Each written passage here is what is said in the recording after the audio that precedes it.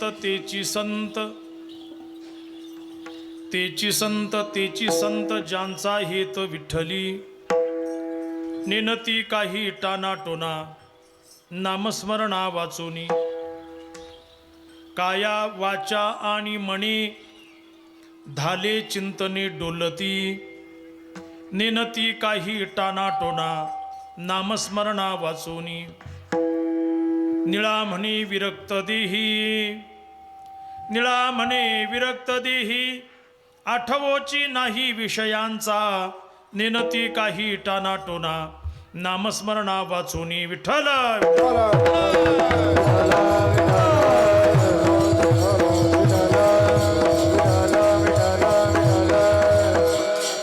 समचरण सरोजम सांद्र नीलांबुदाभम, जगननिहित पाणी मंडनम मंडनानां, तरुण तुलसीमाला कंधरम कंजनेत्रम, सदय धवलहासं विठ्ठलं चिंतयामि. पांडुरंगा करो प्रथम नमन, पांडुरंगा करो प्रथम नमन, पांडुरंगा करो प्रथम नमन, पांडुरंगा करो प्रथम नमन. दुसरे चरण संताची, दुसरे चरण संताची, दुसरे चरण संताची. चक्रवालाने कथेचा विस्तार, चक्रवालाने कथेचा विस्तार, चक्रवालाने कथेचा विस्तार, चक्रवालाने कथेचा विस्तार. सद्गुरुदास तुका, बाबाजी सद्गुरुदास तुका, बाबाजी सद्गुरुदास तुका. तेची संत, ज्यांचा हेत विठ्ठली, नेनती काही टाना टोना, नामस्मरणा वाचोनी. प्रस्तुत सेवेचा भंग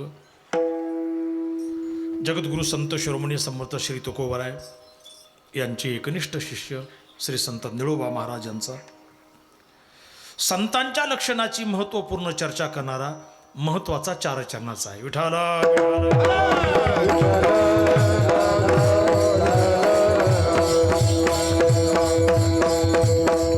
या ठिकाणी आपल्या या वेताळवाडी गावामध्ये यावर्षी आदरणीय हरिभक्त परायण महंत काशीनाथ महाराज नागतळेकर यांचा जो हा 14वा नारळी सप्ताहाचा कार्यक्रम चालू आहे, मला वाटतं वेताळवाडी ग्रामस्थांचं हे खूप मोठं भाग्य आहे की एवढ्या छोट्याशा वाडीमध्ये, गावामध्ये हा एवढा मोठा नारळी सप्ताहाचा कार्यक्रम आयोजित केला जातो. आणि त्यामध्ये तालुक्यामध्ये एक परमार्थाचं हे एक नवीन केंद्र ठरलं जातं. मला वाटतं हा सर्व संप्रदायिकांचा आत्मीयतेचा विषय आहे. विठाला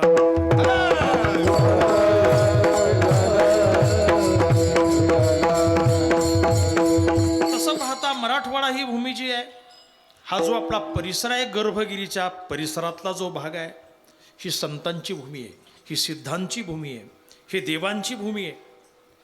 आणि जगामध्ये संतांची भूमिका जी आहे ती अतिशय महत्त्वाची आहे. इथं 2-3 गोष्टी थोड्याशा क्रमशः आपल्याला समजून घ्याव्या लागतील. एक पहिली गोष्ट म्हणजे परमतत्व आहे, तर आपण परमात्मा म्हणतो, देव म्हणतो. आणि दुसरी जी गोष्ट आहे ती म्हणजे सर्वसामान्य जीव आहे, जनता आहे. गंमत अशी आहे की हे सर्वसामान्य जीव जे आहेत, माणसं जे आहेत, हे तसे परमात्म स्वरूपच आहेत, परंतु त्यांचं त्यांना भान राहिलेलं नाही. तत्वता कसे आहेत, परमात्मा स्वरूप आहेत. हे जीव म्हणतील न म्हणतील हा भाग वेगळा आहे. खुद्द भगवंताने याचा खुलासा महाभारतामध्ये केलेला आहे. ममैवांशो जीवलोके जीवभूत सनातन. हे जीवलोकामध्ये ही सर्व जीवसृष्टी जी आहे ही माझी अंश आहे. परंतु प्रकार असा झालेला आहे की अज्ञानामुळं, मायेच्या आवरणामुळं हे जीव स्वतःला जीव समजायला लागले आणि परमतत्वापासून त्यांनी फारकत घेतली. आणि आपण वेगळेच आहोत, आपण कर्ते भोगते आहोत, नाही का, आपण सुखी दुःखी आहोत, आपण येणारे जाणारे अर्थात जन्मणारे मरणारे आहोत, आपण कर्म करणारे आहोत, अशा स्वरूपाची एक विपरीत भावना त्यांनी करून घेतली. आणि परिणाम असा झाला की त्या जीवाचा शिवत्वाकडे वा शिवत्व प्राप्तीकडे जो प्रयत्न व्हायला पाहिजे, तो प्रयत्न होण्याच्या ऐवजी हे फक्त दररोजचं कर्म करायचं, खायचं प्यायचं झोपायचं, उठून पुन्हा काय करायचं, कर्म करायचं, कर्म झालं की पुन्हा मरायचं, मेले की त्या कर्मामुळे पुन्हा जन्माला यायचं, जन्माला की पुन्हा कर्म करतच बसायचं. म्हणून मला असं वाटतं ह्या जीवाला कर मर कर असं म्हटलं तर काही वावगं ठरणार नाही. कर म्हणजे कर्म कर, त्याच्यानंतर मर, आणि जन्माल्यानंतर पुन्हा कर्म कर, नाही का, असं या जीवाला म्हणावं. परंतु कितीही जरी जन्म झाले तरी एवढ्या जन्मामध्ये त्यांना परमात्मा प्राप्तीचा मार्ग सापडत नाही. कोणी दाखवला तर तो पटत नाही, त्या मार्गाने अनुसरण करण्याची त्याची तयारी नसते. किंबहुना मित्र असं म्हणेल की त्याचे दुष्कर्म त्याला त्या मार्गाचं अनुसरण करू देत नाहीत, आणि त्यामुळं कितीही वेळा जरी ते जन्माला आले तरी परमतत्वाची प्राप्ती त्यांना होत नाही. म्हणून प्रकार असा आहे की देवालाही असं वाटतं की ते जीव मला यावेत, माझी त्यांनी भक्ती करावी, आणि काय करावा की यांनी माझ्या स्वरूपाची प्राप्ती करून घ्यावी, ही परमात्म्याची प्रामाणिक इच्छा आहे. आणि इकडे जीवाला मात्र काय की जीवाला काही कळत नाही. का कळत नाही? दानोबरा ज्ञानेश्वरीमध्ये वर्णन करतात, पाहे पा शरीराची या गावा, जया लागी आले पांडवा, तो कार्यार्थ आगवा सांडोनिया, इंद्रियग्रामीचे राजविधी. एका महाराज त्या ठिकाणी वर्णन करतात की ज्या कार्यासाठी या देहरूपी गावात ते आलेले, तो कार्यार्थ त्यांनी सर्व सांडून दिलेला आहे, आणि नाही त्याच गोष्टी ते सर्व करत बसलेले आहेत. तेव्हा प्रकार असा आहे की देवाला असं वाटतं की यांचा उद्धार व्हायला पाहिजे, आणि यांच्या उद्धाराची महत्त्वाची जबाबदारी वा भूमिका ही परमात्म्याने संतावर सोपवलेली आहे. म्हणून परमात्मा आणि जीव यांचा मध्यस्थ दुवा जर कोण असेल तर तो म्हणजे संत आहे. इकडं परमात्म्याचं त्यांना स्वरूप माहिती आहे, जीवाचं स्वरूप त्यांना माहिती आहे, जीवाचे दुःख त्यांना माहिती आहेत, त्या दुःखातून दूर करण्यासाठी परमात्म्याची प्राप्ती करून घेणं हे त्यांना माहिती आहे. म्हणून जीव आणि देव या दोन्हीतला मधला दुवा जर कोण असेल तर ते संत आहेत. म्हणून या संतांची भूमिका जी आहे ती या दृष्टीने अतिशय महत्वाची. विठाला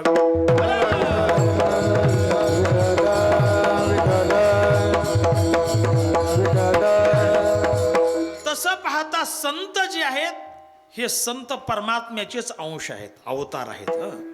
देवते संत देवते संत निमित्त त्या प्रतिमा, निमित्त त्या प्रतिमा, निमित्त त्या प्रतिमा.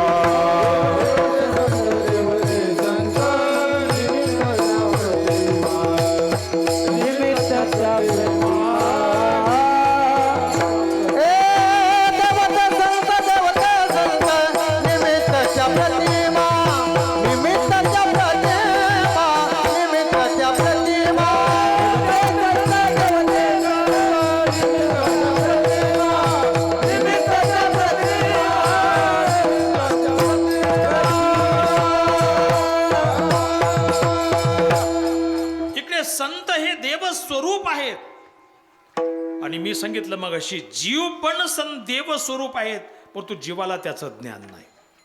दानोबा ज्ञानेश्वरीमध्ये वर्णन करतात, माझीची परी मज नोळखती, हे जीव माझेच अंश आहेत परंतु मला ओळखत नाहीत. एका जे अहम ममता भ्रांती विषयांध झाली, अहंता आणि ममतेच्या भ्रांतीमुळे ही विषयांध झाली आहे, यांना परमात्म स्वरूपाचं ज्ञान नाही. म्हणून देवस्वरूप असणारे संत या ठिकाणी अवतीर्ण होतात आणि जीवाला त्यांच्या उद्धाराचा मार्ग सांगतात. गंमत अशी आहे, एखादा देव जर तुमच्या पुढे येऊन उभा राहिला आणि तो जर म्हटला की मी देव आहे, त्याचं मानतील का कोणी? लबाड आहे म्हणते, देव कशा सांगेल का मी देव आहे म्हणून? म्हणून देवाने खुद्द जर येऊन सांगितलं की मी देव आहे, लोक असे चाप्टर आहे की लोक देवाचं सुद्धा मानणार नाही. परंतु संतांनी जर सांगितलं की हे देव आहेत बाबा, यांना नमस्कार करा, हे का आपल्या त्यातून साध्य करायचं आहे, तर संतावर लोक विश्वास ठेवू शकतात. म्हणून असं विश्वासपूर्ण व्यक्तिमत्व जर कुठलं असेल तर ते संत आहे. परंतु प्रकार असा झालेला आहे, सध्या कलीच्या दुष्प्रभावाने संत आणि असंत यांची भेसळ अशी झालेली, मिश्रण असं झालेलं आहे की त्याच्यामध्ये खरं संत कोणाला म्हणावं आणि कोणतं कोणाला म्हणावं हे कळणं बऱ्याच माणसाला कठीण झालेलं आहे. एका ठिकाणी महाराज वर्णन करतात, पोटासाठी संत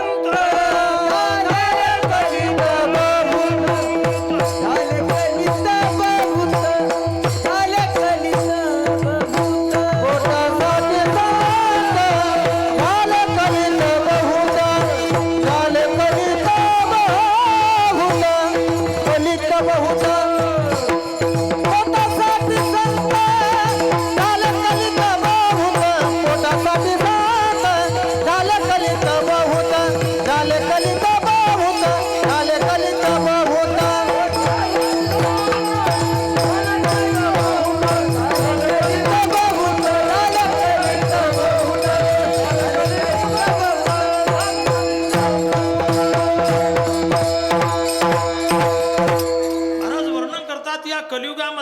पोटासाठी अनेक लोकांनी संतत्व स्वीकारलेलं आहे. ते संतत्व हे स्वयंघोषित संतत्व आहे.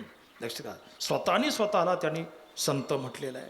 आपण पाहतो बऱ्याच ठिकाणी अशी विज्ञापनं अर्थात जाहिराती दिसतात, अमके अमके संत, तमके तमके संत, अमके संत. हे संत कुठल्या निकषावर संत झालेले आहेत हा प्रश्न आहे की नाही. त्यात मला वाटतं महाराष्ट्रामध्ये तर आणखीनच आहे, परंतु आता महाराष्ट्राला बाहेरच्या राज्यातल्या संतांची जरा चटक लागलेली आहे. व्यसन म्हणत नाही बरं का मी नाही का. त्यामुळं तिकून काही संतांना इम्पोर्ट करतात इकडं आणि मग त्यांच्या संतत्वाची पूजा त्या ठिकाणी केली जाते. परंतु प्रकार असा आहे की स्वतःने स्वतःला संत म्हणावं किंवा एखाद्या गोटाने त्यांना संत म्हणावं, यापेक्षा संतांची लक्षणं त्यांच्याकडे काय आहे, कुठल्या निकषाने आपण ठरवायचं की एखाद्याला संत म्हणावं. आता जुन्या काळातील लोक आहेत, पूर्वीच्या काळी जेव्हा बाजारामध्ये पैसे चालायचे आणि अशिक्षित लोक असायचे, शिक्षणाचा प्रचार असा फारसा एवढा झालेला नसायचा, त्या काळामध्ये खोटे नाणे पाहिले का तुम्ही कोणी? खोटा पैसा, इकडून पाहिलं का वाघाचं चित्र, तिकडून पाहिलं का त्या राणीचं किंवा राजाचं चित्र असायचं, त्याच्यावर छापा नाही आणि त्याच्यावर काटा नाही, काय नाही काय नाही काय, दिसायला नाण्यासारखं नाणं आहे. आणि जेव्हा अशिक्षित माणसं दुकानामध्ये किंवा बाजारामध्ये ते घेऊन जायचे, तेव्हा त्या दुकानदाराला किंवा त्या विक्रेत्याला तो पैसा दिला, तो पैसा हा पैसा खोटा आहे. अहो नाही म्हटले, मी खरा म्हणून घेतला. अरे तू जरी खरा म्हणून घेतला पण तो खरा तर पाहिजे ना. तो कसा आहे? खोटा आहे.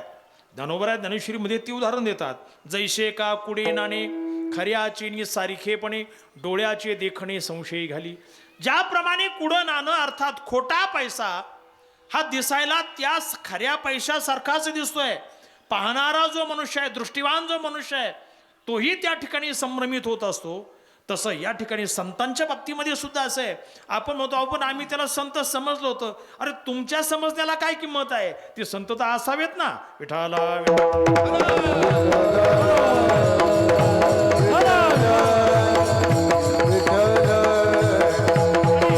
मला वाटतं आमच्या संप्रदायातील सर्व पूर्वाचार्यांना, म्हणजे ज्ञानोबरायापासून निळोबरायापर्यंत सर्व संतांना या भावी परिस्थितीचं ज्ञान होतं. कारण संत हे त्रिकाल ज्ञानी असतात, त्यांना भूत भविष्य वर्तमानाचं ज्ञान असतं. कदाचित पुढे भविष्य काळामध्ये असे स्वयंघोषित संत समाजामध्ये येतील आणि समाजाची सुधारणा होण्याच्या ऐवजी समाजाचं अधपतन होण्याची शक्यता नाकारता येत नाही. तेव्हा अशा परिस्थितीमध्ये किमान लोकांना तरी समज असावी की संत कोणाला म्हणावं, संत कोण आहेत, नाही का. आणि म्हणून तेव्हापासून संतत्वाची परिभाषा आमच्या सर्व संतांनी केलेली आहे. ज्ञानोबारांनी ज्ञानेश्वरीमध्ये संतत्वाची परिभाषा केलेली आहे. ज्ञानोबारा तिथं वर्णन करतात, आत्मज्ञाने चोखडी संतजी माझी रुपडी, पडो का दृष्टी आवडी कामिनी जैशी. ज्ञानोबारांचा संत कोणाला म्हणायचं? ज्यांच्याकडे चोखट आत्मज्ञान आहे त्यांना संत म्हणा. चोखट म्हणजे विशुद्ध आत्मज्ञान आहे. याचा अर्थ आत्मज्ञान सुद्धा सदोष असू शकतं का? हो, आत्मज्ञान पण सदोष असू शकतं. कारण चार्वाक मतानु या देहालाच आत्मा म्हणतात. देह आत्मा आहे का? नाहीये, परंतु ते देहात्मवादी चार्वाक आहेत. म्हणून त्यांचं आत्मतत्वाचं जे धोरण आहे, जो सिद्धांत आहे, तो चुकीचा आहे, तो सदोष आहे. काही लोक प्राणाला आत्मा मानतात, त्यांचंही मत चुकीचं आहे. काही लोक इंद्रियांना आत्मा मानतात, ते इंद्रियात्मवादी आहेत, त्यांचंही मत चुकीचं आहे. काही लोक मनाला आत्मा मानतात, त्यांचंही मत चुकीचं आहे. काही लोक बुद्धीला आत्मा मानतात, त्यांचंही मत चुकीचं आहे. म्हणून हे जी सर्व चुकीच्या मताची आहेत, तर यांनाही त्या ठिकाणी संत म्हणता येणार नाही. मग जे आत्म्यालाच आत्मा म्हणतात की जो सद्रूप चिद्रूप आनंद रूप आहे, अशा स्वरूपाची लक्षणांनी जो युक्त आहे, हे का, आणि असं ज्यांना यथार्थ ज्ञान आहे त्यांना संत म्हणावं. म्हणून आत्मज्ञाने चोखडी हा शब्दाचा अर्थ आहे. चोखट म्हणजे विशुद्ध शुद्ध स्वरूपाचं आत्मज्ञान ज्यांच्याकडे आहे त्यांना संत म्हणावं. ज्ञानोबारांनी एक व्याख्या केली. आणखी दुसरी व्याख्या अशी ज्ञानोबारांनी केली आहे, जिथं भगवंतांनी 4थ्या अध्यायामध्ये ज्ञानाचं लक्षण सांगताना ज्ञानप्राप्तीच्या साधनांची चर्चा करताना असं सांगितलं आहे, तद्विद्धी प्रणिपातेन परिप्रश्नेन सेवया उपदेक्षन्ति ते ज्ञानम ज्ञानिनस्तत्वदर्शिनः. ज्ञानोबरा त्या ठिकाणी त्या संतासाठी 2 पदं वापरतात, एक ज्ञानिनः आणि दुसरं तत्वदर्शिनः. की जे ज्ञानी आहेत आणि जे तत्वदर्शी आहेत त्यांना संत म्हणा. 2 गोष्टी गीतेमध्ये भगवंतांनी सांगितल्यात. कोणाला म्हणायचं संत? उठसूट कोणालाही संत म्हणू नका. जे ज्ञानी आहेत आणि जे तत्वदर्शी आहेत. ज्ञानी शब्दाचा अर्थ जे शब्द ज्ञान संपन्न आहेत, अर्थात शास्त्र ज्ञान संपन्न आहेत. आणि तत्वदर्शन या शब्दाचा अर्थ ज्यांना तत्वदर्शन झालेलं आहे, अर्थात तत्वानुभव ज्यांनी संपादिलेला आहे त्यांना संत म्हणावं. वेदांताच्या भाषेमध्ये म्हणजे श्रोत्रियम ब्रह्मनिष्ठम, श्रोत्रियम शब्दाचा अर्थ शास्त्रज्ञान संपन्न आणि ब्रह्मनिष्ठ या शब्दाचा अर्थ ब्रह्मानुभूती संपन्न. किंवा उपनिषदाच्या भाषेमध्ये सांगायचं तर शाब्दे परेच निष्णातम, शाब्दे म्हणजे शब्द ज्ञान संपन्न आणि पर शब्दाचा अर्थ परानुभूतीमध्ये जे संपन्न आहेत त्यांना त्या ठिकाणी संत म्हणावं. म्हणून त्या ठिकाणी ज्ञानोबरायांनी ज्ञानीनः आणि तत्वदर्शन या दोन शब्दाबद्दल एकच व्याख्या केलेली. ज्ञानोबराय सांगतात ते ज्ञान पैगाबरवे जरी मनियाथी तरी संताया भजावे सर्वस्वीशी. ज्ञानोबरांनी तिथं ज्ञानीनः आणि तत्वदर्शन या भगवंताच्या दोन शब्दाबद्दल एकच शब्द ठेवला, तो म्हणजे संत. म्हणजे ज्ञानोबरांना असं अभिप्रेत आहे की जे ज्ञानी आणि तत्वदर्शी आहेत त्यांना संत म्हणावं. विठाला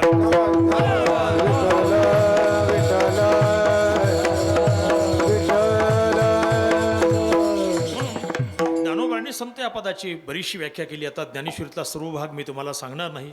गाथेमध्ये बरेचसे अभंग तसे आहेत की जिथं संतांची विस्तृत चर्चा केली. नामदेव महाराजांनी की जे ज्ञानोबरायांचे समकालीन संत आहेत त्यांनी संत या पदाची चर्चा केली. पुढे एकनाथ महाराजांनी सुद्धा संत या पदाची चर्चा केलेली आहे. एकनाथ महाराजांचे काही अभंग आहेत. हरिप्राप्तीशी उपाय धरावी संताचे ते पाय, येणे साधती साधने तुटती भवाची बंधने, संताविन प्राप्ती नाही ऐशी वेद देती, ग्वाही एका जनार्दनी संत पूर्ण करीती. नाही का, बरेचसे अभंग त्यांचे एकनाथ महाराजांचे आहेत. परंतु त्याच्या पुढचा जो टप्पा आहे तो तुकोबरायांचा टप्पा आहे. तुकोबरायांचा टप्पा जो आहे, तुकोबराय जरा थोडंसं जास्त निर्भीड होऊन बोलतात. कारण ज्ञानोबरायांचा नामदेव महाराज आदी संतांचा काळ गेला, त्याच्यानंतर एकनाथ महाराजांचा काळ हा तसा परकीय सत्तेचा काळ होता. परंतु तुकोबरायांचा जो काळ होता तो बऱ्यापैकी स्वातंत्र्याचा काळ होता. कारण छत्रपती शिवाजी महाराज आणि तुकोबराय समकालीन संत होते.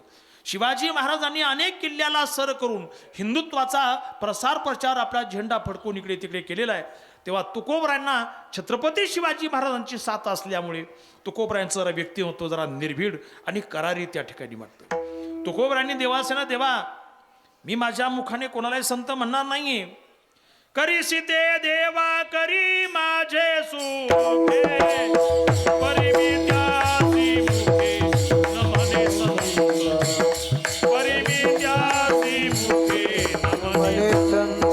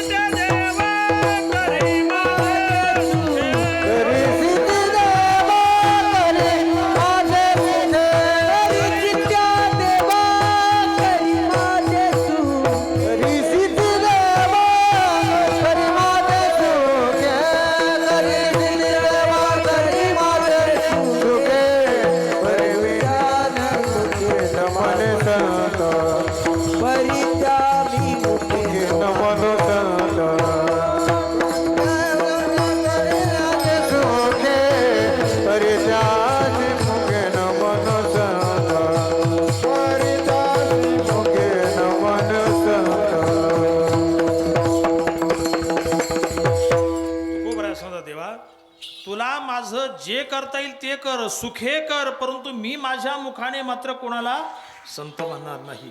का म्हणणार नाही संत? कारण तुकोबरायाचे का अभंग आहे. पहा तुकोबरायाचे का अभंग आहे. नाही संतपण मिळत हे हाटी, हिंडता कपाटी राणीवणी. महाराज सांगतात संतपण ही गोष्ट बाजारामध्ये मिळणारी नाहीये. संतपणा हा बाजारामध्ये मिळणारा नाहीये. मला वाटतं संतपणा जर बाजारात मिळाला असता तो जो जास्त पैशावाला आहे त्यानं तो लगेच विकत आणला असावा. पैशावाल्या माणसाला काय कमतरता आहे, कशाची कमी?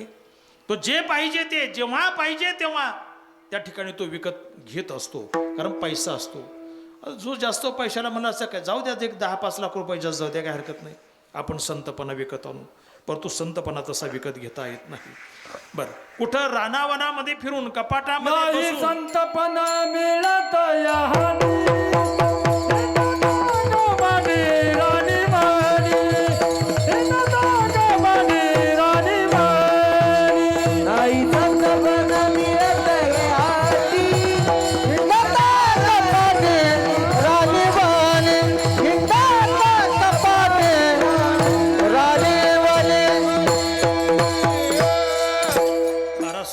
संतपण हा कुठं रानावनामध्ये फिरून मिळत नाही, हाटी म्हणजे बाजारामध्ये ते मिळत नाही, नाही का. एका ठिकाणी महाराज असं वर्णन केले, नवती ते संत करिता कवित्व, संतांचे ते आप्त नभती संत. एखाद्याने आता आपल्या संतांनी खूप मोठं काव्य केलं, चला आपणही काव्य करू आणि संत होऊ, असं शक्य नाही. नवती ते संत करिता कवित्व, कवित्व केलं, काव्य केलं म्हणजे तो संत ठरत नाही. एखादा संतांचा नातेवाईक आहे त्याला संत म्हणायचं का? संतांचे ते आप्त नभती संत, संतांच्या आप्तालाही संत म्हणत नाही.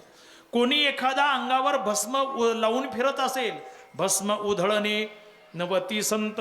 महाराज सांगतात नवती ते संत वेदाच्या पठणे. एखाद्याने वेदाचं पठण केलं तर त्या ठिकाणी त्याला संत म्हणता येईल का? महाराज म्हणतात त्यालाही संत म्हणता येणार नाही. म्हणून त्या ठिकाणी त्या अभंगामध्ये महाराज सांगतात, तुका म्हणे नाही निरसला देह तोवरी अवघे संसारिक. जोपर्यंत देहाचा निराश झालेला नाही तोपर्यंत त्यांना संत म्हणता येणार नाही, त्यांना संसारिकच म्हणावं असा महाराजांचा तिथला आशय आहे. महाराजांनी आता खूप मोठ्या व्याख्या केल्या आहेत. एका ठिकाणी महाराज अशी व्याख्या करतात, महाराज सांगतात हिरा फोडण्यासाठी आपण जर आयरनीवर ठेवला आणि वरून जर तो घनाने आपण मारला तर जो ओरिजिनल हिरा आहे तो एक तर आयरनीमध्ये घुसतो किंवा त्या घनामध्ये घुसतो. ओरिजिनल बरं का. हिरा ठेविता आयरणी, हिरा ठेविता ऐरणी,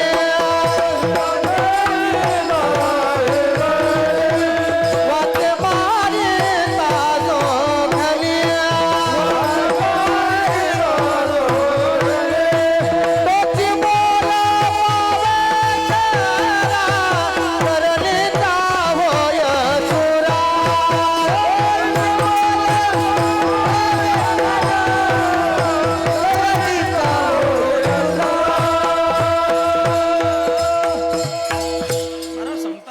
आयरनवर फोडण्यासाठी ठेवला आणि वरून जर घनाने मारला, ओरिजिनल जो हिरा आहे तो एक तर आयरनीमध्ये घुसतो किंवा त्या घणामध्ये घुसतो.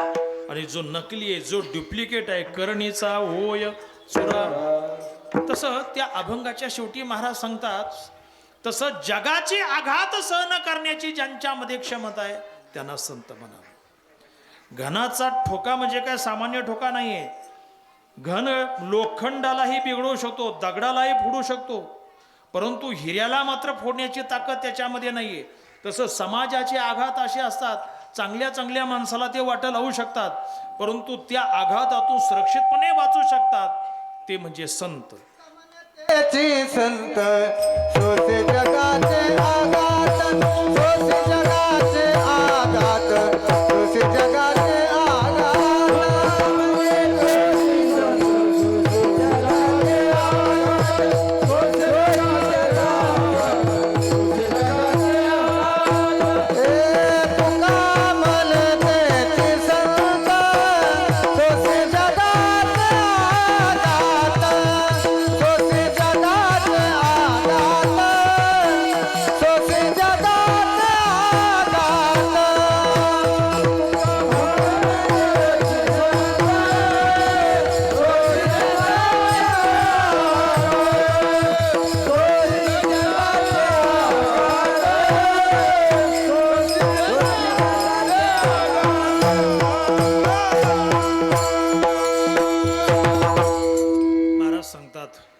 तोच संत आहे की जो जगाचे आघात सहन करण्यासाठी सक्षम आहे. पण तुकोबरांनी संतांच्या व्याख्या बऱ्याचशा केल्या आहेत.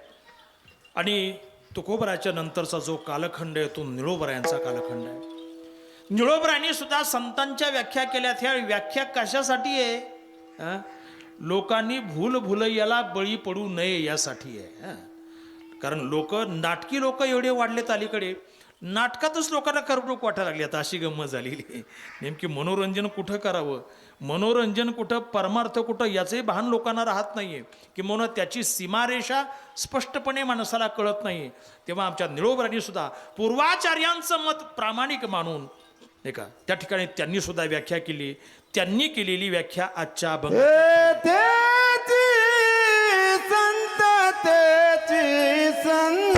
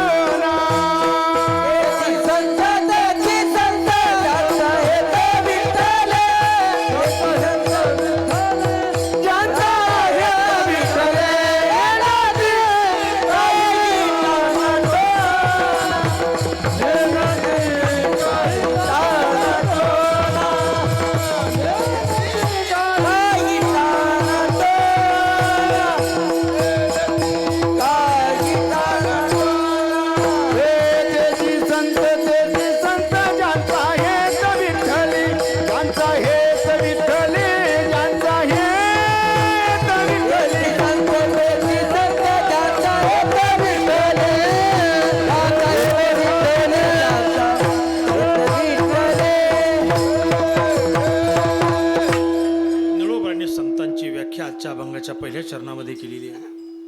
निळोबराय सांगतात तेची संत कोण?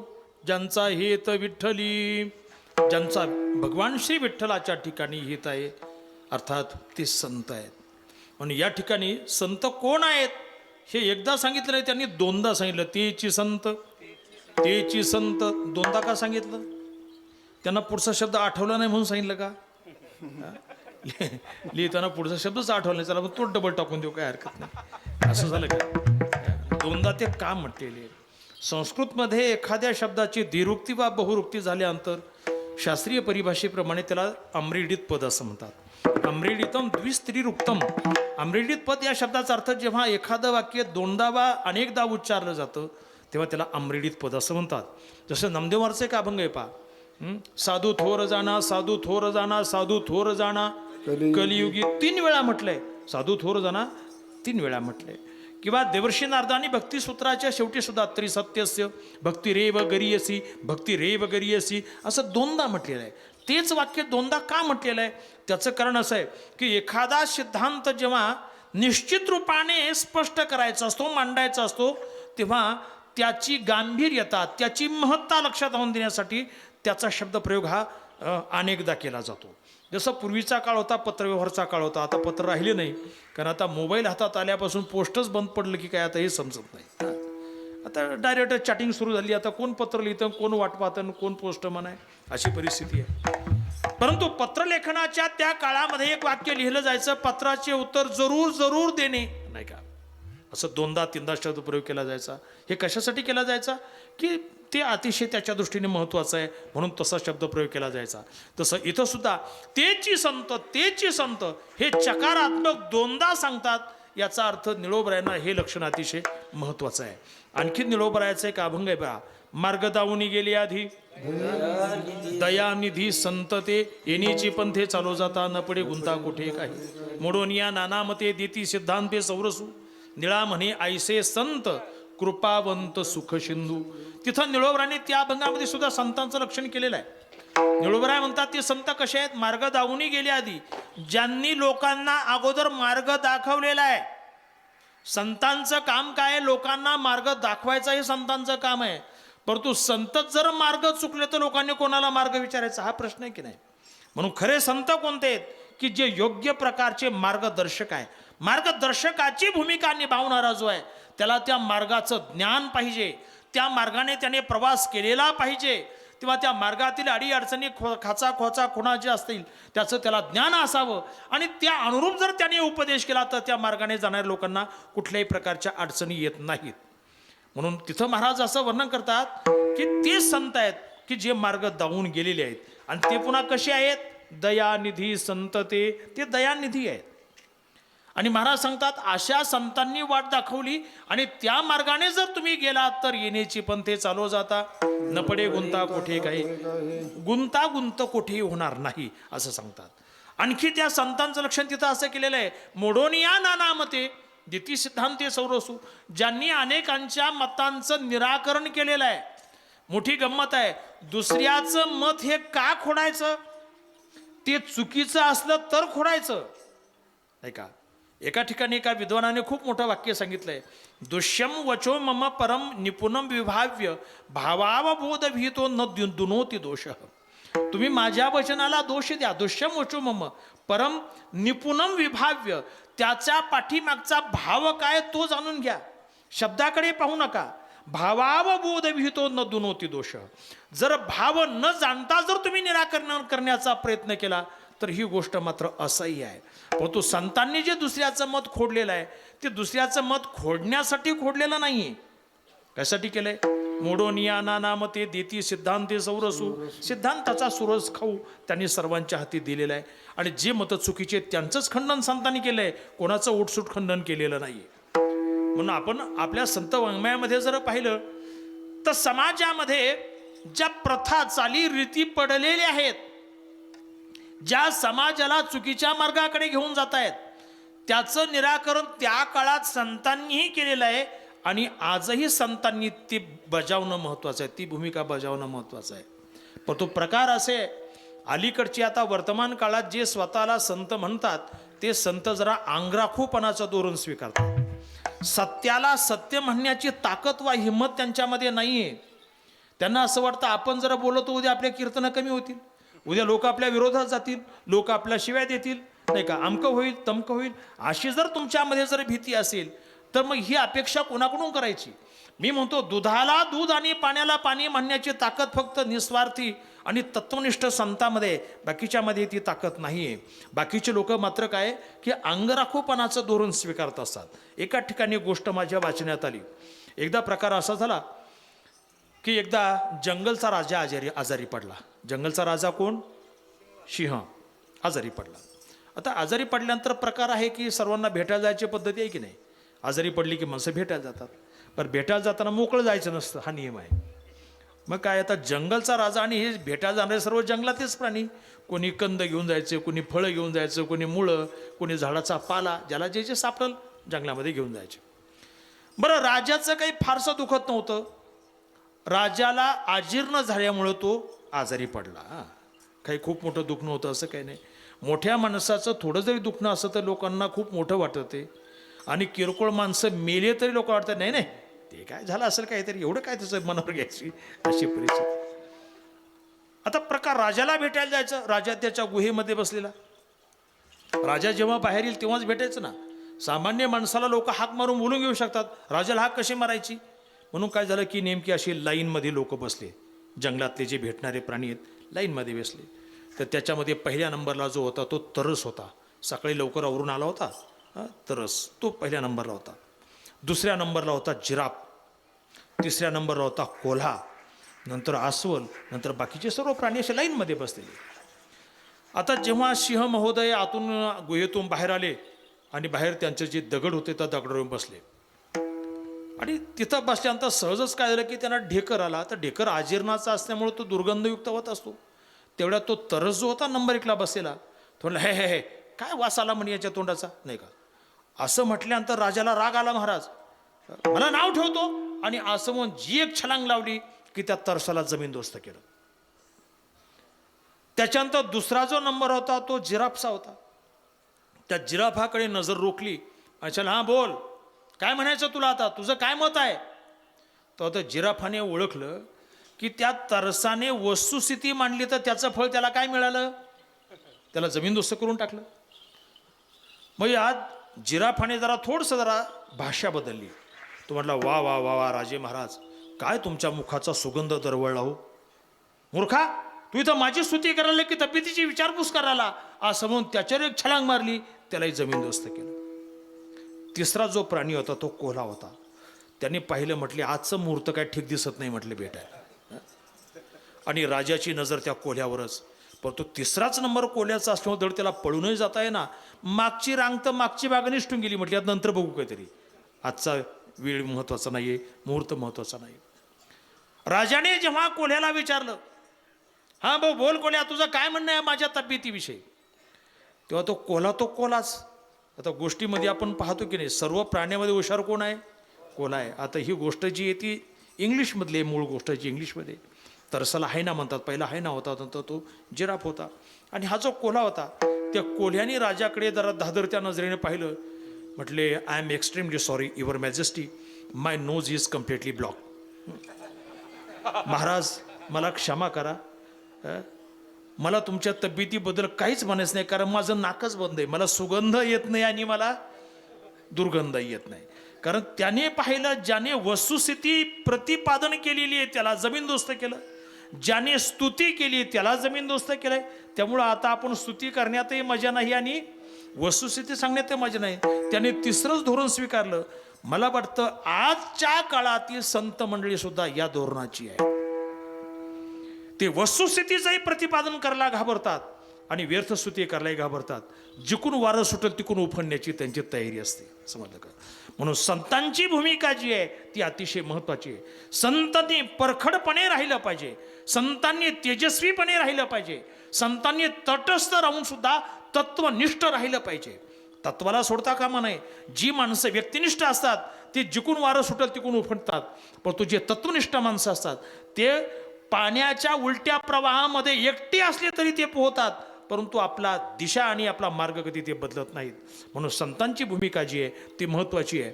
आणि म्हणून निळोबराय वर्णन करतात की यांनी अनेक लोकांच्या मताचं जरी निराकरण केलं असलं तर ते निराकरण करण्यासाठी नाही, सिद्धांताचा सुरस खाऊ आमच्या जवळ दिलेला आहे. ज्ञानोबरायांनी ज्ञानेश्वरीमध्ये अनेक मताचं निराकरण केलं. आता मी सर्व सांगत नाही, 13व्या अध्यायातला एक थोडासा भाव सांगतो. 13व्या अध्यायामध्ये अहिंसेचं तत्व वर्णन करताना ज्ञानोबरायांनी त्या ठिकाणी पूर्वमीमांसेच्या मताचं निराकरण केलं. नंतर ज्ञानोबरायांनी जैनांच्या मताचं निराकरण केलं.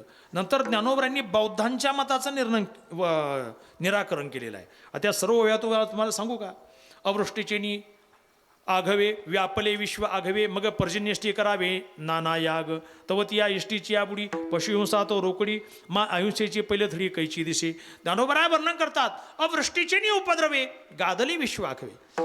दुष्काळ पडल्यानंतर दुष्काळ निवारण्यासाठी जो पर्जन्यष्टी याग केला जातो तेव्हा त्या यागाच्या बुडालाच अगोदर पशुहिंसा केली जाते.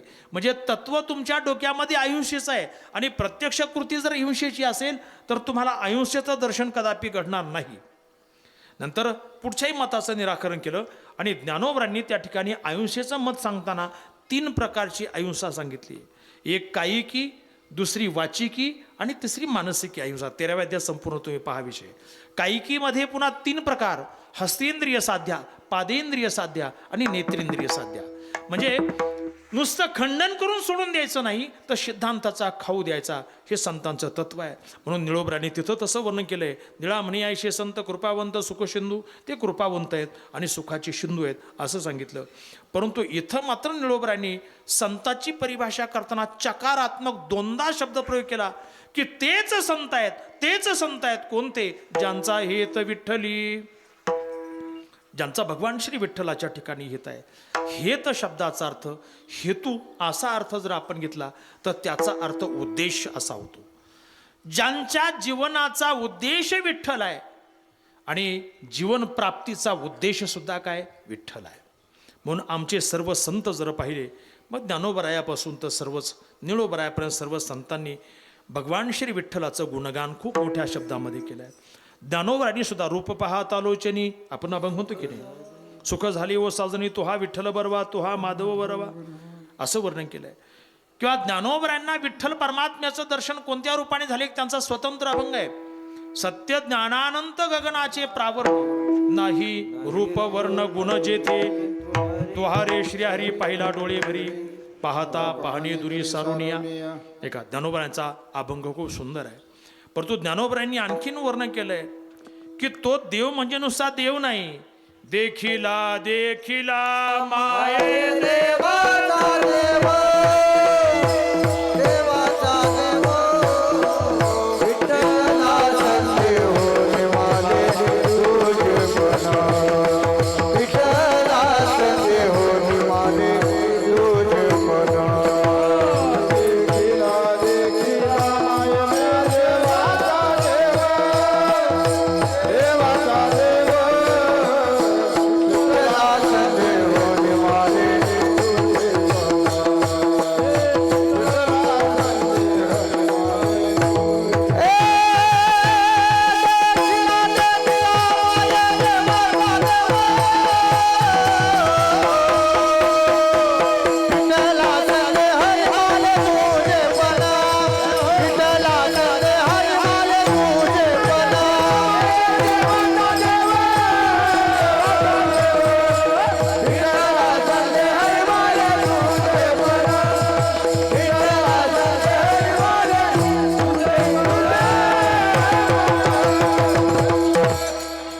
ज्ञानोबराय सांगतात आम्ही फक्त देव पाहिला नाही, देवाचाही देव पाहिला. नुसता देव नाही, अर्थात भगवान श्री विठ्ठलाबद्दल त्यांचं मत काय ते त्या ठिकाणी आपल्याला पाहायला मिळतं. ज्ञानोबराय जेव्हा पंढरपूरला गेले, पांडुरंग परमात्म्याचं दर्शन घेतलं, तेव्हा त्यांची जी अनुभूती ती एका ठिकाणी वर्णन केली. देखिले तुमचे चरण निवांत राहिले, मन कासया तेजिन प्राण आपुलागे माये, असीन धनिवरी आपुले माहेरी, मग तो श्री हरी गीती गाई नगे माये. ज्ञानोबरायांचा अभंग आहे. पंढरपुरीचा निळा लावण्याचा पुतळा, विठो देखिला डोळा बाई हो, वेधले ओ मन तयाची गुणे, क्षणभरी न विसंबे विठ्ठल रुक्मिणी, पौर्णिमेची चांदणे क्षणक्षणा होय उणे, तैसे माझे जिने एका विठ्ठले वीण. ज्ञानोबराय वर्णन करतात पौर्णिमेचं चांदणं हे प्रत्येक क्षणाला ऊन ऊन होत आहे. पौर्णिमा मला वाटतं बऱ्याच लोकांनी पाहिली असेल ना. कधी पाहिली? काहींनी फक्त कोजागिरी पौर्णिमाच पाहिली असेल दुधामुळं, बरं का. बाकीच्या पौर्णिमेवर त्यांचं लक्ष नसतं. आणि त्या पौर्णिमेला चंद्राकडे पाहतील, चंद्र किती वर आलाय, अमृत किती पडलं दुधामध्ये, नाही का. आणि मग ते दुधयुक्त अमृत मग ते प्यायचं. बरं, ते दुधयुक्त अमृत प्याल्यानंतर मग माणसं खरं अमर व्हायला पाहिजे की नाही नियमाप्रमाणे? अमर व्हायला पाहिजेत. त्यातले बरेचसे महाभाग दुसऱ्या दिवशी ॲडमिटच करावे लागतात दूध जास्त झाल्यामुळे, नाही का. हा मला वाटतं त्या दुधातल्या अमृताचा प्रभाव मानायला पाहिजे. प्रत्येक महिन्याला पौर्णिमा आम्ही पाहतो. पौर्णिमेचं लक्षण हे आहे की पौर्णिमेचा चंद्रमा हा पूर्ण आहे, परंतु ज्ञानोबरायला त्या पूर्ण चंद्रम्यामध्ये सुद्धा एक उणीव जाणवते. पौर्णिमेचे चांदणे क्षणक्षणा हो येऊ नये. तैसे माझे जिने एका विठ्ठली विण. चंद्राच्या ठिकाणचा जो प्रकाश आहे तो चंद्राचा स्वतःचा प्रकाश नाहीये. चंद्र हा परप्रकाशी आहे, हे आम्हाला विज्ञानाने सांगितलेलं आहे. चंद्र कसा आहे? स्वयंप्रकाशी नाहीये, तो परप्रकाशी आहे. तसं आमचं जीवन, जर चंद्राच्या जीवनामध्ये जर सूर्य आपण वजा केला तर चंद्र प्रकाश देईल का आपल्याला? नाही देऊ शकत. आणि जर चंद्रामध्ये प्रकाश द्यायची ताकद होती किंवा असती तर अमावस्येला का दिला नाही? नाही का, अमावस्येला द्यायला पाहिजे की नाही? अमावस्येला देत नाही तो. म्हणून चंद्राच्या ठिकाणची ही उणीव आहे. तसं आमच्या जीवनामध्ये सुद्धा परमात्म्याचा भाग जर वजा केला तर आमचं जीवन सुद्धा त्या उणीवीने युक्त आहे. म्हणून महाराज वर्णन करतात तैसे माझे जिने एका विठ्ठली वीण. म्हणून एकंदरीत जर पाहिलं तर आमच्या सर्व साधू संतांनी सगुण भक्तीवर जास्त भर दिलेला आहे. मग त्या परमात्म्याचं रूप असेल, परमात्म्याचं नाम असेल, परमात्म्याच्या लीला असतील, परमात्म्याचं कीर्तन असेल, परमात्म्याचं भजन असेल, हे संपूर्ण विठ्ठल भगवंतालाच त्या ठिकाणी अर्पण केलेलं आहे. बाकीच्या देवदेवतांना आमच्या संतांनी स्थान दिलेलं नाही. लक्ष राखा, बाकीच्या देवदेवतांना स्थान दिलेलं नाही. उलट महाराजांनी तुकोबरायांचं त्याचं निराकरण केलंय.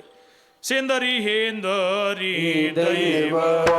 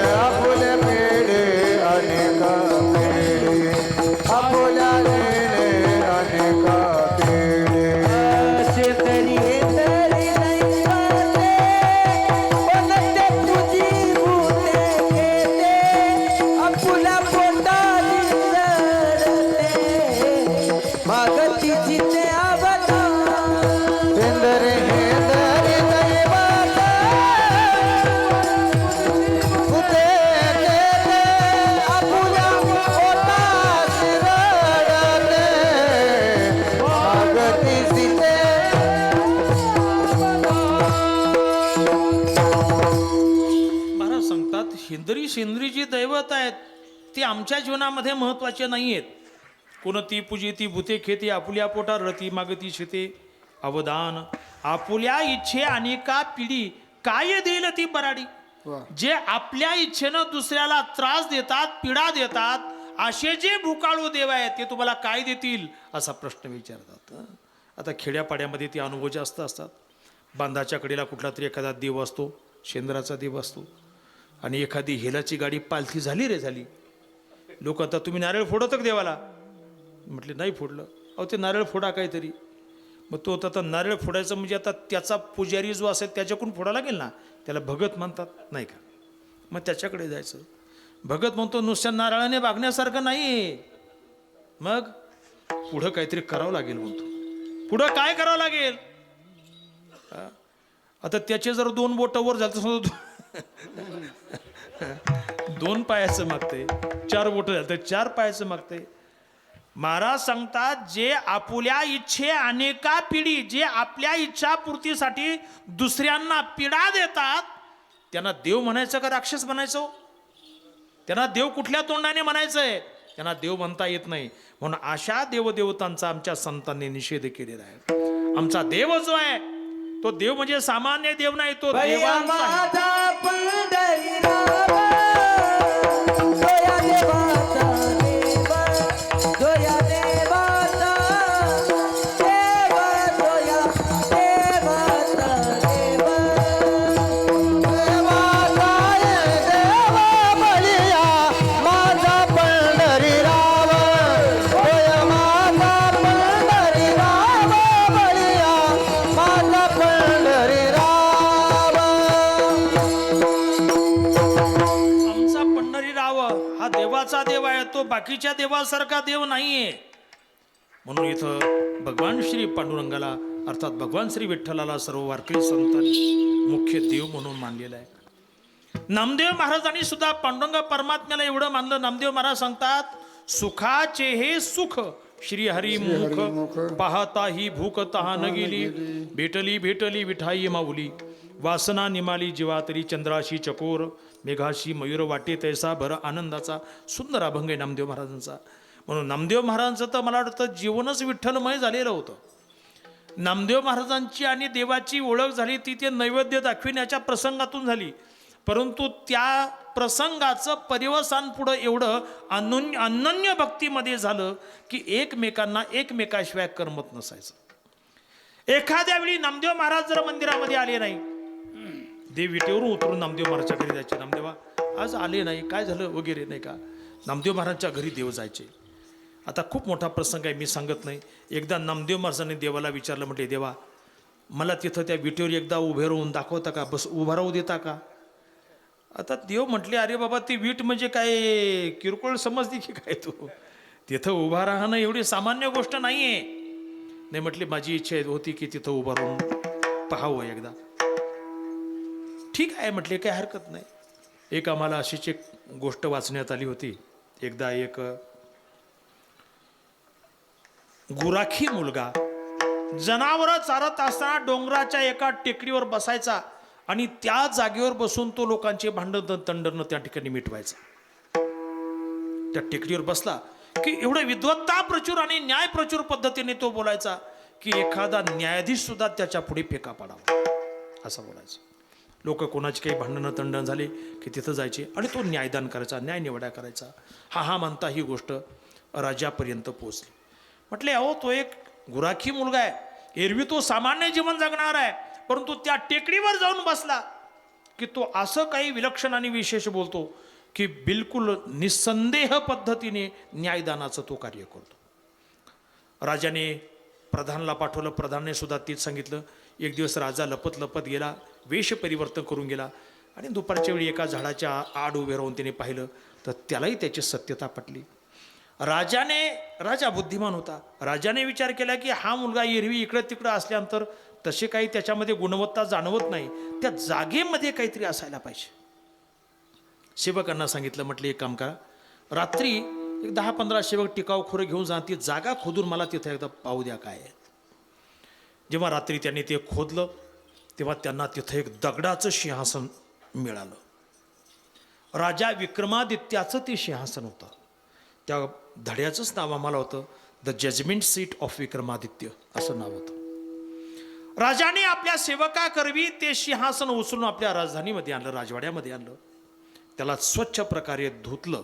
27 देवदूतांनी त्याला आधार दिलेला होता त्या सिंहासनाला. एका शुभमुहूर्तावर राजाने विचार केला की या शुभमुहूर्तावर त्या सिंहासनाची पूजा करावी आणि त्या सिंहासनावर आपण एका स्थानापन्न व्हावं. म्हणून राजाने तसा प्रयत्न केला. ते सिंहासन धुतलं, त्याची पूजा अर्चा वगैरे केली आणि नमस्कार करून राजा त्या सिंहासनावर पाय ठेवणार तेवढ्या त्या सिंहासनातला एक जो एंजल्स अर्थात देवदूत होता तो पुढे आला आणि राजाला प्रश्न केला. तर ती गोष्ट तोही धडा इंग्रजीमधलाच होता. त्यांनी राजाला विचारलं, Raja have you never wish to conquer the territory of any other king.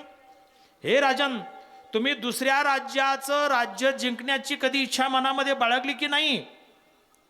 राजाने होकारार्थी मान हलवली आणि त्या देवदूताने सांगितलं, that is why you are not eligible to sit on this judgement seat of Vikramaditya. म्हणून तुम्ही या राजा विक्रमादित्याच्या न्याय सिंहासनावर बसण्यास अपात्र आहात, योग्य नाहीत, असं म्हणून तो देवदूत उडून गेला. राजा खजील झाला. पुन्हा काही दिवस गेले. पुन्हा त्यांनी अशाच सिंहासनाला धुतलं, योग्य मुहूर्तावर बसण्याचा प्रयत्न केला. तेव्हा दुसरा एंजेल अर्थात दुसरा देवदूत पुढे आला. त्याने असाच राजाला एक विचित्र प्रश्न विचारला की राजाला त्याच्यासमोर नकारार्थी मान हलावी लागली. म्हणले, तुम्ही या राजसिंहासनावर बसण्यास योग्य नाहीत, असं प्रत्येक वेळी करता करता करता करता 27 जे देवदूत होते ते निघून गेले. खाली फक्त तो दगड राहिला. आता म्हटले, या दगडावर बसून करता काय, नाही का? तो शेतकऱ्याचा जो, तो गुराख्याचा जो मुलगा आहे, तोच या सिंहासनावर बसण्यास योग्य होता, पात्र होता. त्याचंच ते दैव होतं, त्याचीच ती योग्यता होतो. राजाने आपल्या डोक्याला हात मारून घेतला. म्हणजे सिंहासनावर बसण्यासाठी सुद्धा योग्यता असावी लागते. तसं पांडुरंगा परमात्म्याने नामदेवाला सांगितलं, म्हणजे नामदेव महाराज, इथं उभा राहणं हे सामान्य गोष्ट नाही आहे, हे वीट सामान्य नाही आहे. तरी पण नामदेव महाराजांची इच्छापूर्ती करण्यासाठी भगवंताने एक दिवसासाठी नामदेव महाराजांना विटेवर उभा केलं. हा इतिहास आहे. सांगण्याचा मुख्य मुद्दा असा आहे की नामदेव महाराजांचं जीवनसुद्धा विठ्ठलरूप होतं. जेव्हा ज्ञानोबरायादी सर्व संत मंडळी तीर्थयात्रेची सुरुवात करण्यासाठी पंढरपूरला आले आणि ज्ञानोबरायांनी पांडुरंग परमात्म्याला सांगितलं की मला नामदेव महाराजांना सोबत घेऊन तीर्थयात्रेला जायचं आहे, तेव्हा नामदेव महाराजांना पुढे भगवंताचा जो होणारा विरह आहे, त्या विरहाचं चिंतन करून एवढं मोठं दुःख झालं. म्हटले, देवा, मला त्यांच्याबरोबर तीर्थयात्रेला जायचं नाही, तुम्ही पाठवू नका. परंतु ज्ञानोबरांनी आग्रह धरला की म्हटले तीर्थयात्रा होईल, अमक होईल, तमक होईल. तेव्हा नामदेव महाराजांनी सरळ सांगितलं, तीर्थ विठ्ठल, क्षेत्र विठ्ठल, माझं तीर्थही विठ्ठल आहे, माझं क्षेत्रही विठ्ठल आहे. भगवान श्री विठ्ठलाला सोडून मला कुठं जाण्याची इच्छा नाही. म्हणून ज्यांचा हेत विठ्ठली. एकनाथ महाराज सुद्धा पांडुरंग परमात्म्याला एवढे समर्पित होते. पाहता समचरणाची शोभा अवघा जगी, विठ्ठल उभा विठ्ठल लाविले पिशे, जिकडे पाहावा तिकडे दिशे. अभंग सर्व वारकऱ्यांच्या परिचयाचा आहे. तुकोबरायांचं जीवन तर विठ्ठल रूप झालं होतं. विठ्ठल टाळ विठ्ठल दिंडी, विठ्ठल तोंडी उच्चारा विठ्ठला बघ्या भांडवला, विठ्ठल बोला विठ्ठल, विठ्ठल सुखा विठ्ठल दुखा, तुकया मुखा विठ्ठल. त्यांचं जीवन तर पूर्णपणे विठ्ठलमय झालं होतं. आणि म्हणून हे पूर्ववर्ती संत निळोबरायांच्या नजरेसमोर असल्यामुळं त्यांनी संतांची व्याख्या केली की ज्यांचा हेत केवळ विठ्ठल अशी आहे, तेच संत आहेत, तेच संत आहेत. त्यांच्या जीवनामध्ये दुसरं कोणतंही नाही. काय नाही ते अभंगाच्या नेनाती काही टनाटोना, नेनाती काही टनाटोना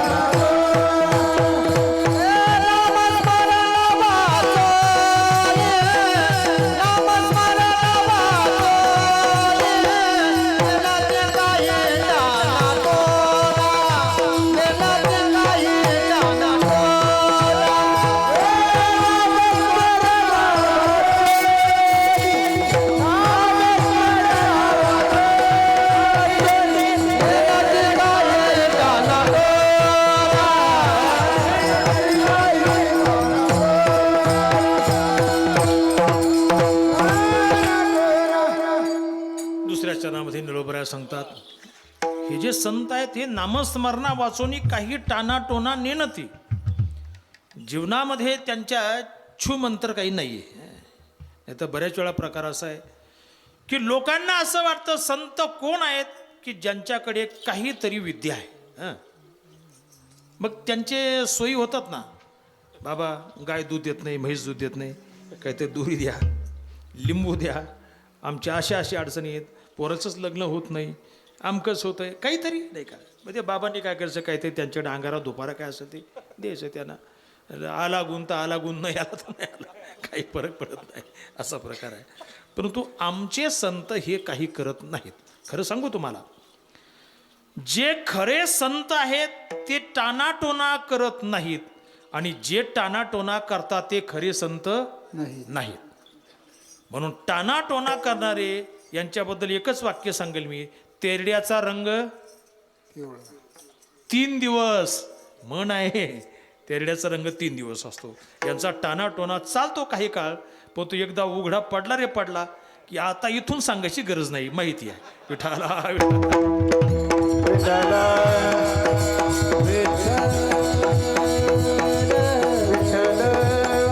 म्हणून संत महात्मे हे काही टानाटोना जाणत नाहीत. आता खूप मोठा प्रसंग आहे तुकोबरायांच्या जीवनातला.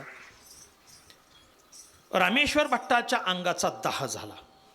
आता तो का झाला त्याचा इतिहास वेगळा आहे. वाघोलीचे त्या काळचे दशग्रंथी ब्राह्मण पिंपरी चिंचवडला तिथं अनगडशाह फकीराची एक हे होती, विहीर होती, बारव होती. उन्हाळ्याचे दिवस, वरून तापलेलं, खालून पाय तापले, त्या याच्यामध्ये गेले बारवामध्ये आणि बारवामध्ये गेल्यानंतर पाय धुतले. आता तो जो फकीर होता, अनगडशाह फकीर, तो जरा थोडासा जादूगार होता. तो त्याच्याशिवाय दुसरं कोणी त्या बारवाला हात लावत नव्हतं, एवढी मोठी त्या काळातली दहशत होती. हे शिरलं पाहिल्यानंतर ऐसेही डुबते रहो, ऐसेही डुबते रहो, असा शाप त्याने देऊन टाकला. आणि प्रकार झाला की तिथून पुढे त्या रामेश्वर भट्टाच्या अंगाचा दाह सुरू झाला. अनेक प्रकारचे लेप लावले, औषधं केले, काय काय सर्व उपाय केले, बर्फ त्याच्या अंगावर सर्व फिरून पाहिलं, पण दाह काही शांत होत नव्हता. तर शेवटी त्यांना कोणीतरी सांगितलं की देहुला तुकोबराय आहेत, त्यांच्याकडे तुम्ही जा आणि तुकोबरायांच्या कृपेने यामध्ये काहीतरी होऊ शकतं. तेव्हा ती तुकोबरायांच्या भेटीला आली आणि तुकोबरायांना सर्व कहाणी सांगितली, असं असं झालेलं आहे. तुकोबरायांनी काय केलं माहिती का, तुकोबरायांनी त्यांच्या अंगावरून हात फिरवला आणि तो अभंग आहे, सर्वांच्या परिचयाचा असेल. चित्त शुद्ध तरी शत्रुमित्र होती, व्याघ्रही न खाती सर्पतया. आणि त्या अभंगाचा शेवट आहे, होतील शीतळ अग्नी ज्वाळा. असं म्हटल्यावर त्यांच्या अंगाचा दाह काय झाला, शांत झाला. आणि त्यांच्या अंगाचा दाह शांत झाला. तर मग तिथून पुढे तुकोबरायांना त्यांनी मानलं. तुकोबरायांना एका काळचा विरोध करणारा कट्टर विरोधक रामेश्वर भट्ट, परंतु पुढे तुकोबरायांचे निष्ठावंत ते भक्त झाले. तुकोबरायांची आरती त्यांनी केली, जी आपण आरती म्हणतो ती कोणाची आहे, त्यांनी रामेश्वर भट्टांनी रचलेली ती आरती आहे. तू का विष्णू नाही तुझा, तू का विष्णू नाही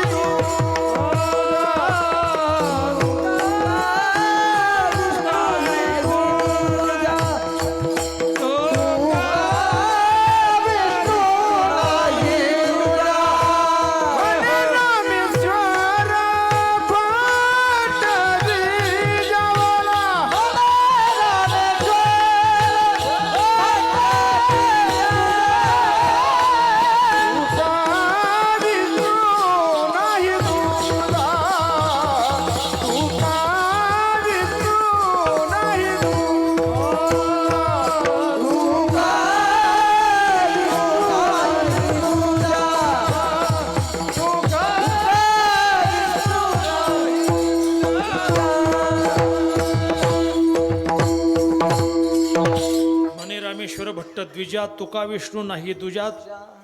रामेश्वर भट्टांनी साक्ष दिली की तुकोबरायांनी भगवान विष्णू हे भिन्न नाहीत, वेगळे नाहीत, एकच आहेत.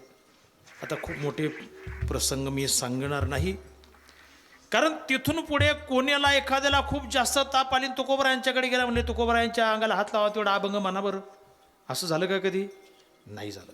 कारण हे काम जादूटोना करण्याचं काम आहे, हे संतांचं काम नाही आहे. म्हणून निनती काही टानाटोना नामस्मरणा वाचून त्यांचं जीवन म्हणजे केवळ नामस्मरण. ते नामस्मरण सुद्धा बाहेर नाही, ते नामस्मरण आंतरिक पद्धतीने. ते नामस्मरण करत असताना जागृती, स्वप्न, सुषुप्ती नाठवे. ज्ञानोबरांच्या भाषेत सांगायचं तर जागृती आठवत नाही, स्वप्न आठवत नाही, सुषुप्ती आठवत नाही. तिन्ही अवस्थेमध्ये त्याचं अनुसंधान एक राहतंय. असं ते त्यांचं नामस्मरण अखंड चालू होतं. पांडुरंग धारे पांडुरंग मारे पांडुरंग धारे पांडुरंग मारे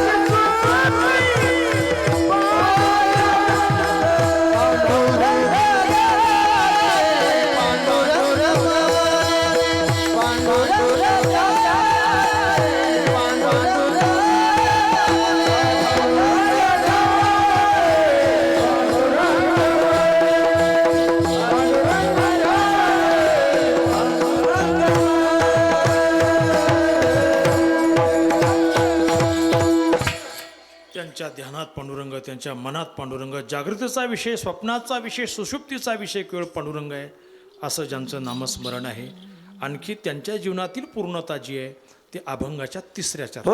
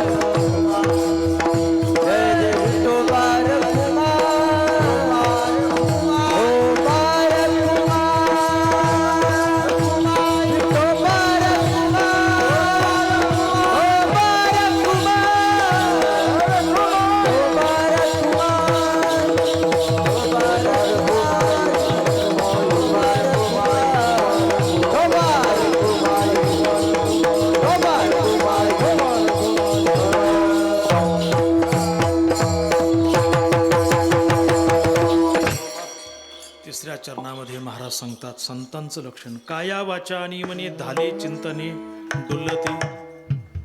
आता वेळ थोडीशी कव्हर करण्याची आलेली आहे, त्यामुळं आता या चरणाचा मी अधिक विस्तार करणार नाही. संत हे तृप्त असतात. धाले या शब्दाचा अर्थ तृप्त होणे. तसं पाहता महाराजांनी वर्णन केलं, धनी नपुरे गुण गाता रूपदृष्टी निहाळिता बरवा बरवा पांडुरंग कांती सावळी सुरंग. महाराज वर्णन करतात, धनी न पुरे गुण गाता.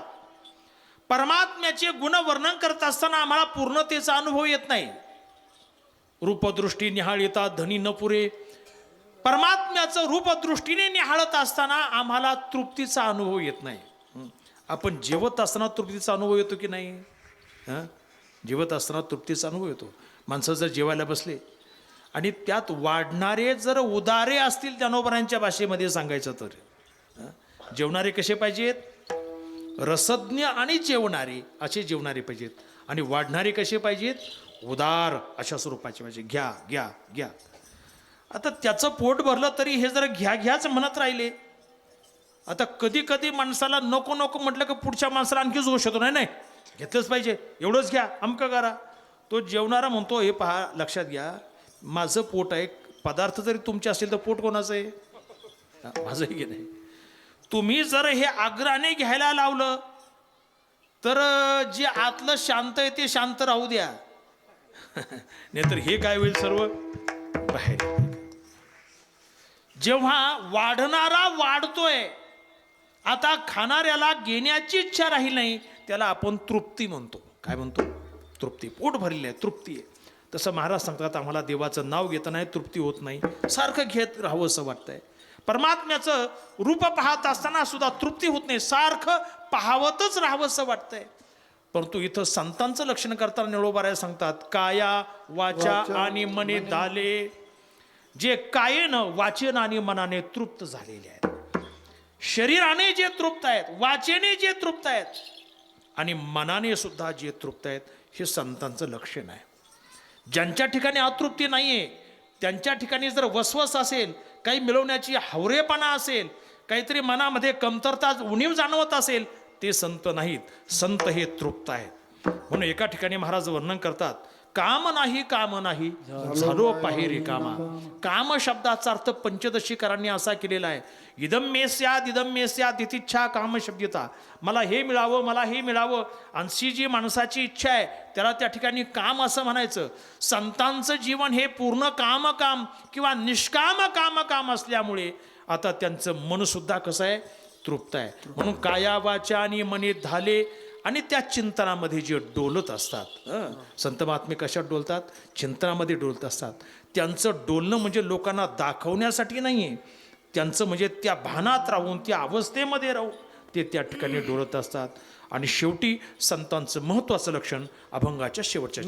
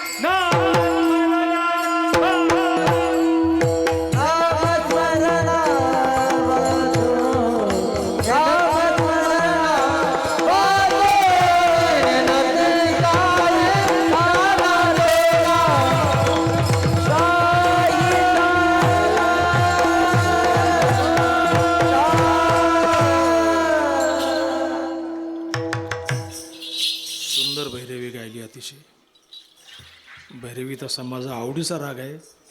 अनेकांना थोडासा गायला लावला असता, परंतु घड्याळही खुणवतंय मला. त्यामुळं थोडंसं आपलं आटोपतं घ्यावं वाटलं. अभंगाच्या शेवटच्या चरणामध्ये निरोबराय सांगतात, संत जे संतांचं महत्त्वाचं लक्षण आहे. निळा म्हणे विरक्त देही आठवोची नाही विषयांचा. जे देहाने आहेत ते विरक्त आहेत आणि मनामध्ये ज्यांच्या विषयाचा आठवच नाही त्यांना संत म्हणावं.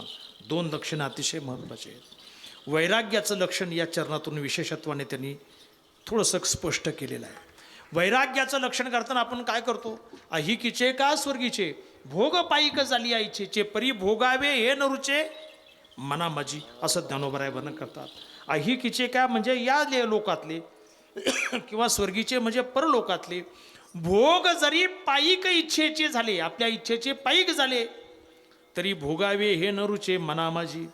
काही काही लोक काय करतात की आमचं प्रारब्धच असं आहे, आमच्या प्रारब्धाचंच ऐश्वर वैभव आहे, आमका आहे तमका आहे, असे जे पळवाटा सांगतात, मला वाटतं त्यांच्यासाठी हे चरण अतिशय चिंतनीय आहे. निळोबराय वर्णन करतात, निळा म्हणे विरक्त देही, जे देहाने विरक्त आहेत आणि मनामध्ये मात्र कुठलीच इच्छा नाही, आठवची नाही विषयांचा. ज्यांच्या मनामध्ये विषयाची आठवण सुद्धा येत नाही. याहीपेक्षा ज्ञानोबराय ज्ञानेश्वरीमध्ये असं वर्णन करतात, पासी आली आई सेन रिगे हे काय म्हणून एवढ्या उच्च अवस्थेवर ज्यांचं जीवन आहे, त्यांच्या जवळ जरी काही आलं तर हे काय आहे हा विकार सुद्धा ज्यांच्या मनामध्ये निर्माण होत नाही, ते संत आहेत. किंवा याहीपेक्षा आता मला खूप ओव्या आठवायला लागल्यात बरं का, कारण माझं जीवनच ज्ञानेश्वरी आहे. ज्ञानोबराय सांगतात, या संत महात्म्यांची अवस्था म्हणजे वृत्तीरहित अवस्था असते. आणि मनाचा उंबरा वृत्तीशी देखो निधी विरा, तेथ के वाग व्यापारा अवकाशवासी. अंतकरणाच्या परिणामाला वृत्ती असं म्हणतात. ती अंतकरणाची वृत्ती मनाचा उंबरा सुद्धा ओलांडत नाहीये. मग जी वृत्ती मनाचा उंबरा ओलांडून बाहेरच येत नाही, तिला बाहेरच्या जगताचं काय ज्ञान होणार आहे? म्हणजे थोडक्यात जे आत्मस्वरूपाशी एकरूप झालेले, तन्मय झालेले, तदाकार झालेले आहेत, तेची संत, त्यांना संत म्हणावं. आता कोणाला काय समजायचं ते समजून घ्या, कारण वेळ आपल्याला आता कमी आहे. शेवटच्या चरणामध्ये ही व्याख्या करतात आणि सांगतात, नेनती काही टानाटोना नामस्मरणा वाचवणी. या ठिकाणी आपल्या गावामध्ये मगाशी मी उल्लेख केला, हरिभक्तपरायण महंत श्री काशीनाथजी महाराज, नागतळा संस्थान, गणेशगड संस्थान, त्यांचा हा जो 14वा नारळी सप्ताहाचा कार्यक्रम अतिशय भव्य दिव्य स्वरूपामध्ये चालू आहे. खरं तर ही ग्रामस्थासाठी किंबहुना या परिसरासाठी खूप मोठी अध्यात्माची मेजवानी आहे. वेगवेगळ्या प्रकारचे वक्ते दररोज येऊन त्यांच्या पद्धतीने चिंतन मांडून मला वाटतं लोकांना वेगवेगळी पक्वान्न वितरित करतायत, वाढतायत. जसे दिवाळीच्या सणामध्ये फराळाचे वेगवेगळे प्रकार असतात की नाही, मग कोणाला काय आवडतं, कोणाला काय आवडतं, कोणाला काय आवडतं, कोण कशाचा रसिक आहे, तसं या 8 दिवसामध्ये वेगवेगळ्या पक्वान्नाची मेजवानी या ठिकाणी या व्यासपीठावर वितरित होत आहे. अतिशय आनंदाची गोष्ट आहे. मला वाटतं हा नारळी सप्ताहाचा कार्यक्रम झाल्यानंतर माणसं खरोखर तृप्त झालेली दिसावेत. बरोबर आहे ना? हां, हे कशासाठी म्हणतो मी, ज्यांच्या गळ्यामध्ये माळा नसतील त्यांनी माळा घाला, की आमच्या नारळी सप्ताहात आम्ही माळ घातली, आठवण तरी त्यांना काय नाही. परिवर्तन जे झालं पाहिजे ते अंतःकरणातून परिवर्तन झालं पाहिजे, केवळ वरवर परिवर्तन नको. नाहीतर मग कसं आहे, एखाद्या मिरवून आले की त्याच्या मागे उड्या मारत पडायच्या, लग्न आले की वरतीमध्ये उड्या मारायच्या, तमाशा आला की त्याच्यात उड्या मारायच्या, असं नाही झालं पाहिजे. परमार्थामध्ये एकनिष्ठ जीवन जगता आलं पाहिजे. आणि तो बोध आणि ती दीक्षा जर उर्वरित संबंधित लोकांनी जर घेतली तर मला वाटतं हा नारळी सप्ताहाचा कार्यक्रम यशस्वी झाला असं म्हणायला काही हरकत नाही. या ठिकाणी येण्याचा योग आला. आपले गावचेच भूमिपुत्र हरिभक्तपरायण राम महाराज वणवे कार्तिकी यात्रेमध्येच त्यांनी मला संपर्क केला आणि आजची तारीख निश्चित केली गेली. खरं तर त्यांनी उद्याची तारीख मागितली होती, परंतु आमची एकादशी पंढरपूरची वारी असल्यामुळे त्यांना सांगितलं एकादशीला काही आम्हाला जमणार नाही. त्यानुसार मग आजची तारीख या ठिकाणी निर्धारित केली गेली. तसं राम महाराज हे अतिशय अभ्यासू आणि वारकरी संप्रदायात एक चांगल्या प्रकारचे अभ्यासक आहेत. या ठिकाणी त्यांचेच भाऊबंधच आहेत, विष्णू महाराज चुलते वनवे महाराज, ते या ठिकाणी बसलेले आहेत. वेताळवाडी गावामध्ये याच्यापूर्वी एकदा कार्यक्रम झाला होता, वाटतं बरेच वर्ष त्याला झाले. आणि आमच्या काशीनाथ महाराजांच्या नागझरीला कार्यक्रम झाला होता नारळी सप्ताहामध्ये. आणि त्याच्या अगोदर वाटतं का नंतर वनवेवाडीला कार्यक्रम झाला होता. 2 ठिकाणी कार्यक्रम झाले. त्याच्यानंतर आता हे 14 वर्ष असल्यामुळं या ठिकाणी कार्यक्रमाचा योग आला.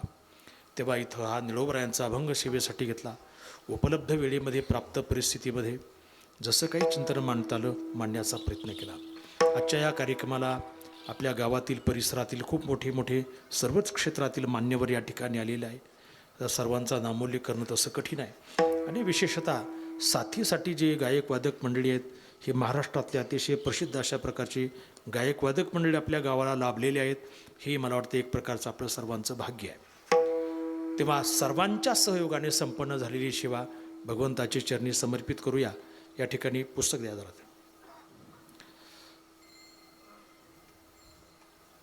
एक पुस्तकांना फक्त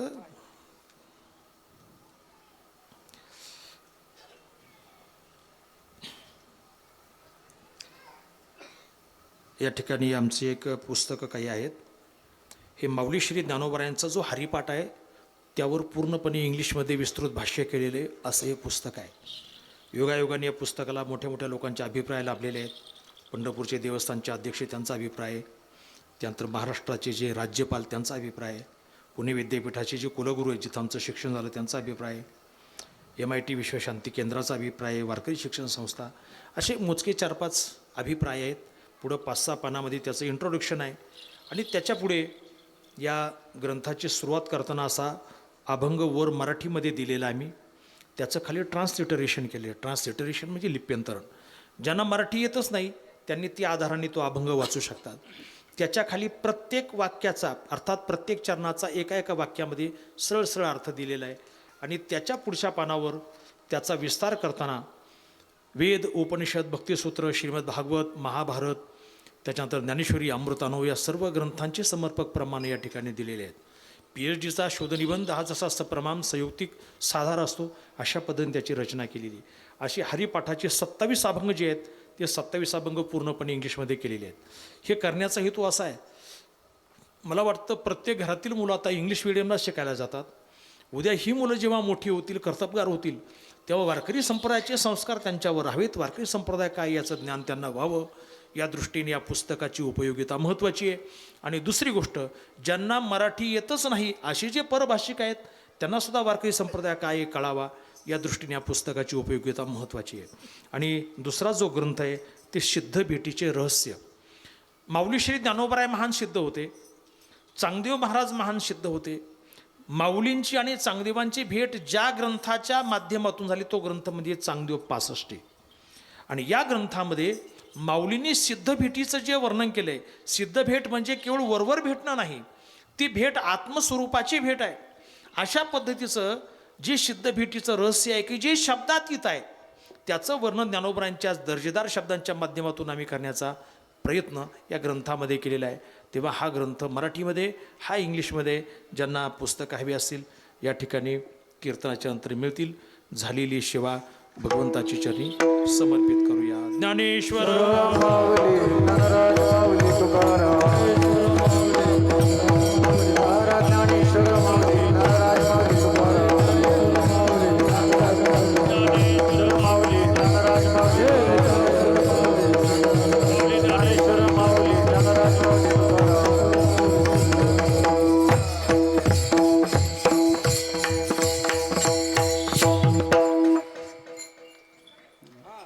विठ्ठल जय जय